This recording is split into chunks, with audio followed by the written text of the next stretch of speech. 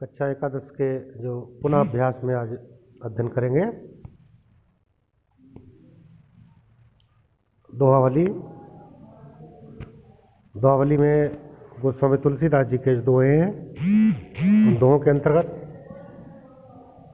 जो पहला दोहा है, हर वो चरहि तापहि वरत करे पसारहि हाथ, तुलसी स्वार्थ मित सब परमार्थ रघुनाथ। इसमें स्वार्थी संसार के बारे में गोस्वामी तुलसीदास जी ने कहा है, यह संसार स्वार्थी है। यह यदि आपके पास संपत्ति है, धन है, बहुत सारा सुख सुविधाएं हैं बहुत सारी, तो बहुत सारे मित्र बन जाते हैं और यदि आप किसी के आवश्यकताओं की पूर्ति नहीं कर सकते तो वहाँ पर बहुत सारे लोग हमसे दूर होने लगते हैं, ऐसा भाव यहाँ पर व्यक्त किया है। कवि कहता है, गोस्वामी तुलसीदास जी ने संसार में सभी मित्र और संबंधी स्वार्थ के कारण संबंध रखते हैं, ऐसा भाव कवि ने व्यक्त किया है। जिस दिन हम उनके स्वार्थ की पूर्ति में असमर्थ हो जाते हैं उसी दिन सभी व्यक्ति हमें त्यागने में देर नहीं करते।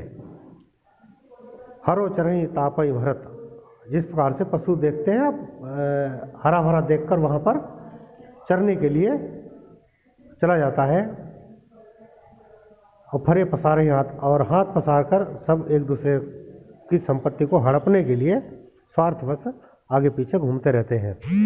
तुलसीदास स्वार्थ मित सब, तुलसीदास जी कहते हैं इस संसार में तो सभी स्वार्थी होते हैं, जो भी मित्र हैं संबंधी हैं। परमार्थ रघुनाथ, परमार्थ हमारे दूसरों का जो हित चाहता है, परोपकार जो करता है, जो सभी का हित चाहता है, वो तो रघुनाथ है, अर्थात प्रभु श्री राम ही है।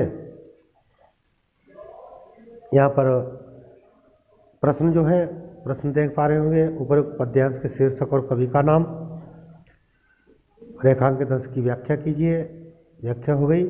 रेखांकित अंश की व्याख्या, पशु पक्षी कैसे वृक्षों को चरते हैं, हरे भरे को संसार के लोग कैसा व्यवहार करते हैं, तो वो भी अभी आपने पढ़ा और समझा। तुलसीदास जी ने किसे परमार्थ का साथी बताया है? भगवान श्री राम को, प्रभु श्री राम को रघुनाथ कहा है। फिर अगला है, बरसत हर्षत लोग सब करसत लखे न कोई, तुलसी प्रजा सुभागते गोप भानु सो होई। तुलसीदास जी कहते हैं, जिस प्रकार जल वृष्टि होती है, जल बरसता है तो सभी को प्रसन्नता होती है, सारे संसार में हर्ष छा जाता है, सारे संसार को प्रसन्नता होती है, सभी उत्सुक होते हैं। करसत लखन को, लेकिन वही जल जब यहाँ से उसका संचय होता है तो दिखाई नहीं देता है। करसत लखन को, तुलसी प्रजा सौभाग्य, तुलसीदास जी कहते हैं ऐसी प्रजा का सौभाग्य होता है जहाँ सूर्य के समान राजा होता है, जो जल बरसाने का और जल का संचय करने का द्योतक है, और दोनों ही कार्यों को करता है।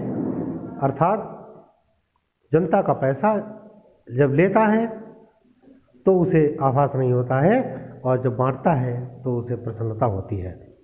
तो ऐसा ही यहाँ पर दिया है। प्राय राजा अपने सुख और वैभव के लिए जनता से कर प्राप्त करते हैं, प्रजा अपने परिश्रम की गाढ़ी कमाई राजा के चरणों में अर्पित कर देती है, किंतु वही प्रजा सौभाग्यशाली होती है जिसे सूर्य जैसा राजा मिल जाए। जिस प्रकार सूर्य 100 गुना जल बरसाने के लिए धरती से जल ग्रहण करता है वर्षाने के लिए, और उसी प्रकार से राजा को और अधिक सुखी करने के लिए ही श्रेष्ठ राजा उससे कर वसूल करता है। तो ऐसा राजा की तुलना सूर्य के समान की है, उपमा अलंकार है, समानता की है इसलिए। ठीक, तो इसे आप लोग भली भांति समझेंगे, पढ़ेंगे। इस समय रिवीजन चल रहा है, तो रिवीजन में यह